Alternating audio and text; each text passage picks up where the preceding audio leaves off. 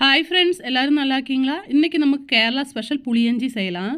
இது வந்து கல்யாணத்துக்கு ஃபஸ்ட்டு இலையில இது தான் பரிமாறுவாங்க. அது எப்படி செய்கிறதுன்னு பார்க்கலாம். ஒரு மண்சட்டியில் நான் ஒரு 2 ஸ்பூன் வந்து தேங்காய் எண்ணெய் ஊற்றிருக்கு. அதுக்கப்புறம் இந்த இன்க்ரீடியன்ட்ஸ் எல்லாம் நமக்கு தேவை இருக்குது. எண்ணெய் காஞ்சதுமே கடுகு லைட்டாக போட்டுக்கலாம். கடுகு நல்லா வெடிக்கணும். இந்த மாதிரி புளியஞ்சி செஞ்சோன்னா நமக்கு 6 மாதம்லேருந்து 1 வருஷம் வரைக்கும் கெட்டு போகாமல் இருக்கும். இப்போ பாருங்கள், கடுகு பொரிஞ்சதுமே சின்ன சின்னதாக கட் பண்ண இஞ்சி வந்து ஒரு 100 கிராமு, பச்சை மிளகு 100 கிராமு, ரெண்டுமே சேம் குவான்டிட்டி தான் நம்ம எடுத்துக்கணும். அதுக்கப்புறம் கொஞ்சம் கறிவேப்பிலை வந்து 2 தண்டாக அப்படியே கட் பண்ணி போட்டுருங்க. 2 வட்டல் மிளகு போட்டிருக்கு. இனி நம்ம வந்து நல்லா இலக்கிடணும். இது செய்கிறது ஈஸி தான், ஆனால் வந்து நீங்கள் கரெக்டாக செஞ்சோன்னா கெட்டு போகாது. இஞ்சி பச்சை மிளகு நல்லா வணக்கிடணும். ஒரு 10 நிமிஷம் நம்ம நல்லா எண்ணெயிலே போட்டு நல்லா வணக்கிடணும். இல்லைன்னா நமக்கு சீக்கிரமாக கெட்டு போயிடும். அதுக்கப்புறம் வந்து நான் பழைய புளி வந்து கரைச்சி வச்சுருக்கு.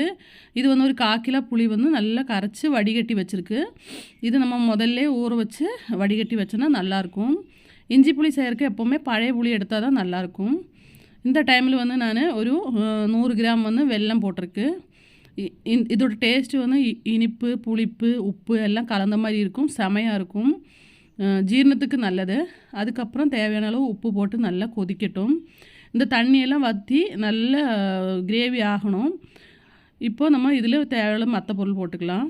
1/4 ஸ்பூன் மஞ்சத்தூள், 1/4 ஸ்பூன் வந்து மிளகாத்தூள் அதிகம் போட வேண்டாம், கொஞ்சமாக போட்டால் போதும். ஏன்னா பச்சை மிளகு தான் இதுக்குள்ள காரம் நமக்கு கொடுத்துக்கும்.